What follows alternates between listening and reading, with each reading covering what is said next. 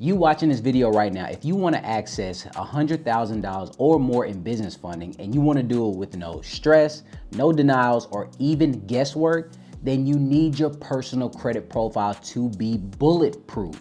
And as of today, I'm going to show you exactly how to do that in this video, step by step. We're talking along the lines of utilization, credit limits, inquiries, and even more, all broken down to even where a fifth grader could understand this. So what I want you to do right now is go grab your pen and paper, and without further ado, let's dive in. All right, ladies and gents, so I get on these calls with you guys a lot, and a lot of you guys have the credit score, but a lot of you don't have the credit profile in order to really get optimized. Some of you, even have, 700 credit score, but you really don't have the credit profile to get the type of limits that you're looking for.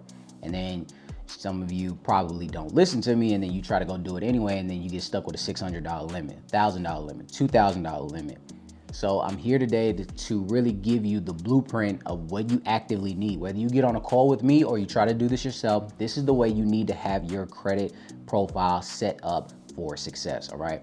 So we're gonna break everything out into sections. So let's start with the first one, which is credit card utilization. This simply means how much available credit you are using. All right, so I'm gonna show you right now why this is very, very important. So let me give you an example. Let's say right now you have a credit card and your credit card limit is $1,000. And let's say you use $500 of that $1,000 limit. So what is your utilization, ladies and gents? Yes, 50%. And this is a very, very big deal, okay? You cannot be out here just applying for credit if your utilization is extremely high. Because here's the deal. To stay in great standings, you need to keep your utilization under 30% on every single card. But in my opinion, and from what I've seen by pushing so many clients through to get funding, the best results and the highest scores keep everything up under 10%, okay? Now, why does this matter? Because your utilization makes up 30% of your entire credit profile, okay? Your entire credit score. That's nearly a third.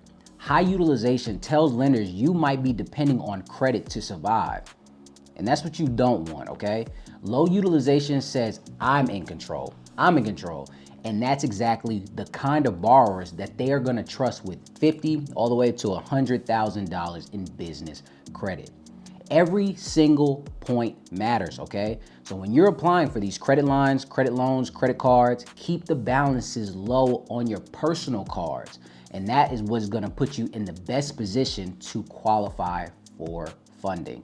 You have no idea how many of you guys really try to overlook this by trying to do other things where you really just need to hone in right here and pay everything off on time. And I'm talking about along the lines of understanding your due date and your statement closing date. If you utilize both of those dates, everything will work for you.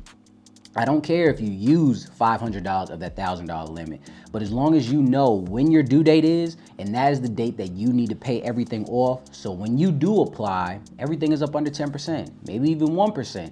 And that is where you need to be, okay? So now that you understand how to use your cards properly, let's talk about how many credit cards you actively need, okay? Now, the minimum, 3 primary credit cards, okay? This is just my opinion and from what I've seen pushing people through. But if you want a super strong profile, I would say at least 5 personal credit cards or more. But the sweet spot, again, is between that 3 and 5 range, okay? Now, the reason why this is so important is because each primary credit card on your report tells lenders someone is trusting me with credit right now, and I am literally handling it. I'm knocking it out the park. I'm doing everything I need to do, and I'm juggling multiple things at once. So more accounts equals more experience when it comes to these underwriters. More trust, and more trust gives you what? More opportunities. And here's another benefit or a gem that's gonna help you out. Actually spreading out your balances across more cards helps you keep your utilization low. So if you only have, for example, 2 credit cards, it's easy to go over 30% on one of them. And here's another benefit or another gem that I want to drop on you when it comes to this. Spreading out your balances across more cards helps you keep your utilization low. If you only have 2 credit cards, just for example, it's easy to go over 30% on one of them, but With 8 credit cards, the available credit adds up quickly and it becomes much easier for you to manage if you're savvy, okay? If you're savvy. Think of it like having more buckets to carry the water, all right? So the more buckets that you have, the less water is in each one. It's safer and smarter in the eyes of the lenders, okay? Now, disclaimer, I'm not telling you to go get 5 cards, 8 credit cards, and you're not actually savvy to this. You're not used to having these type of credit cards, all right? At the end of the day, even if you have 3 credit cards or even 2, I've definitely gotten people, funding with 2 credit cards, but they had really respectful limits. I've had people that had 8 credit cards, and I was able to get them approved as well. I'm just saying, at the end of the day, find your sweet spot, but make sure you stay disciplined where you're not over leveraging yourself. Because if you don't over leverage, you won't have any issues, and then you'll be able to get the funding even faster. Does that make sense? All right, so let's go into section 3, which are the collective credit limits. So how much total credit should you have across these cards? Now, just from my data, from the average of all the people that I've been getting funding, so the minimum goal is to have, at least on the personal side, at least $15,000 in available credit, okay? I would say it doesn't matter if it's 2 cards, 3 cards, 7 cards, really that, but I'm just saying have the minimum goal is at least $15,000 in total available credit. But in my opinion, when I went to go apply for credit, business credit, when other people have been going and getting higher limits, the ideal range is to have at least $20,000 to $50,000 in available credit. I wouldn't say really go over that, because sometimes you still might look like you're just fishing, but I would say that 20 to 50 range is really, really sweet. Now, why does this matter? The reason this matters is because your total credit limit plays a key role in your utilization and shows how much creditors have trusted you with this. If you've already managed $30,000 in personal credit responsibly, then you're a lot more likely to get approved for $50,000 to $100,000 in business credit. I'm telling you right now from experience from my end, and also helping other clients as well. Let's say that you have 6 credit cards right now with a respectful limit of $5,000 each. That's $30,000 total. And if you keep your balances at $300 per card, you're only using $1,800 total. And that's well under the 10% overall. The kind of profile that lenders like to see, and it comes to it where it's like, hey, this person is experienced, disciplined, and even ready for more.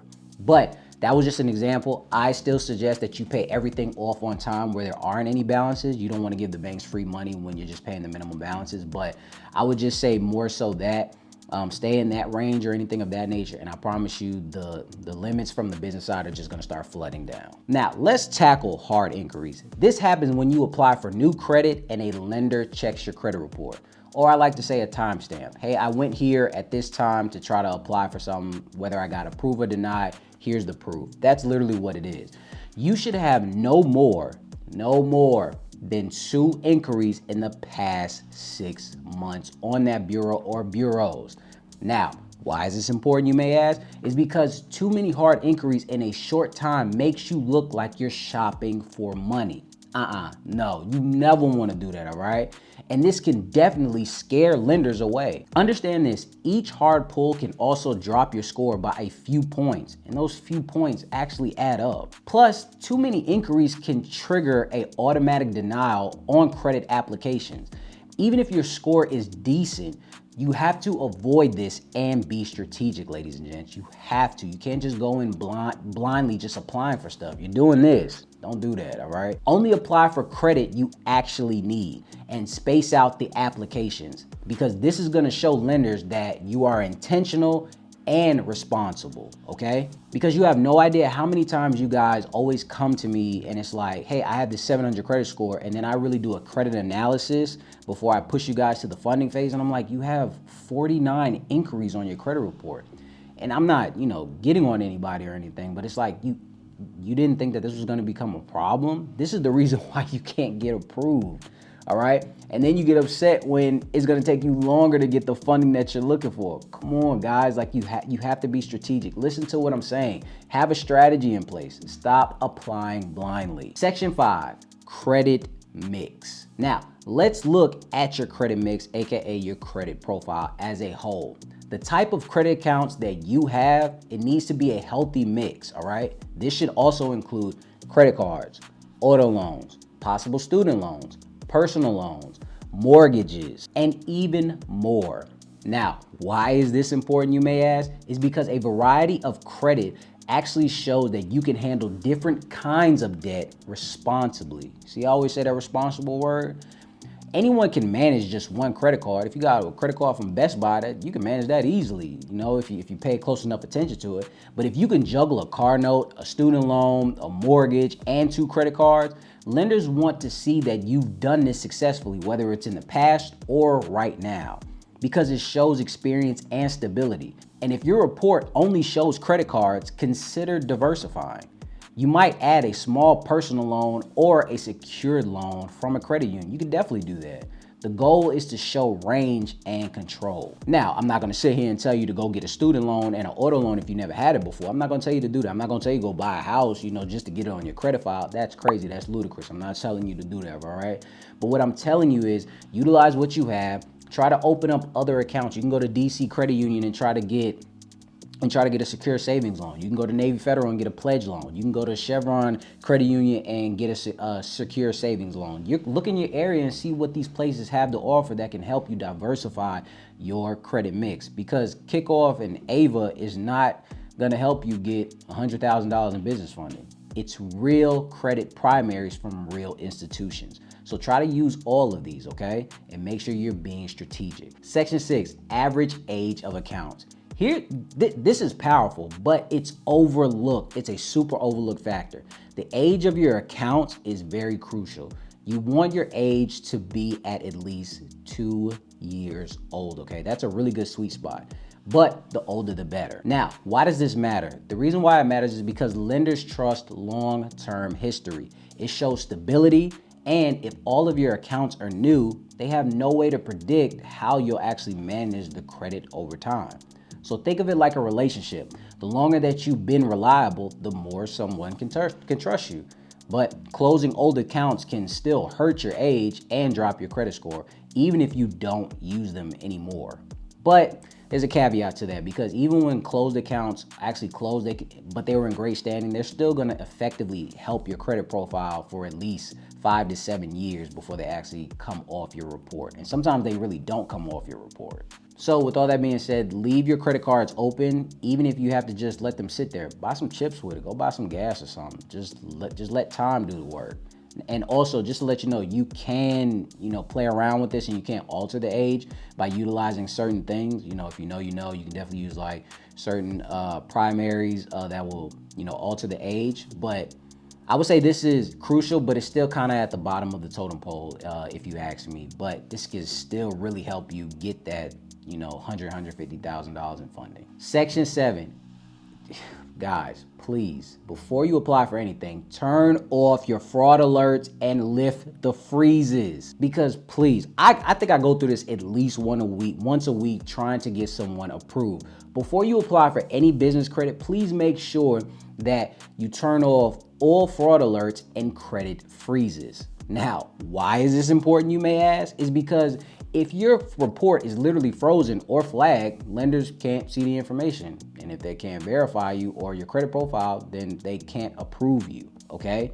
That's why this is important. It's like trying to rent an apartment with no ID. So always double check your credit reports that they are unlocked and visible before submitting any application, because you have no idea how many times somebody got denied because they had the fraud alert, they couldn't pull the report, they told them to do it the next day, they did the next day, they had another underwriter in place, and now that new underwriter just automatically denied them. You don't want to go through that. Just do it one time, be done with it, get approved. Now, those are all of the sections that I wanted to give you that will really optimize your credit report, but I just wanted to give you a real world example of someone that I got approved over $100,000 in funding, all right? So this was Lisa's credit report, and she had a van business. I'm not gonna say like exactly what van business she had, but she had a van business and she was trying to get approved for some funding. So this is what her credit profile looked like. She had 9 personal credit cards. She had over $35,000 in total credit card limits.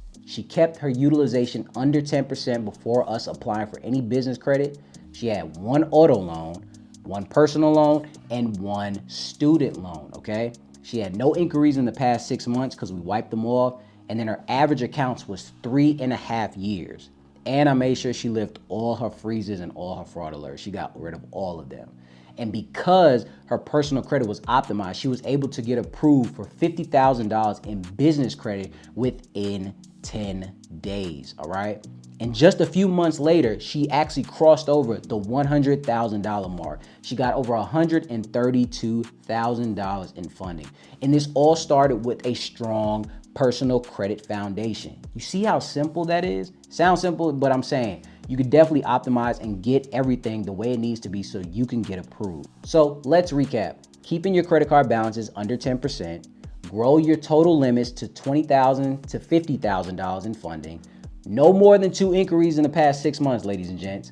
Mix up your credit types, keep your accounts open and let them age, and unfreeze all of your reports before applying. If you follow these steps, your personal credit will unlock some serious business funding, and we're talking about $100,000, $150,000 in funding easily. But if you're actually ready right now and you meet all of these qualifications, what I want you to do is click the link below right now to schedule a call with me so I can walk you through my funding sequence, push you through my connected reps, and you could possibly get over $250,000 in funding. It's always easier when you have a connection with somebody at a bank where by yourself you might get 10, 15,000, but how does $50,000 sound?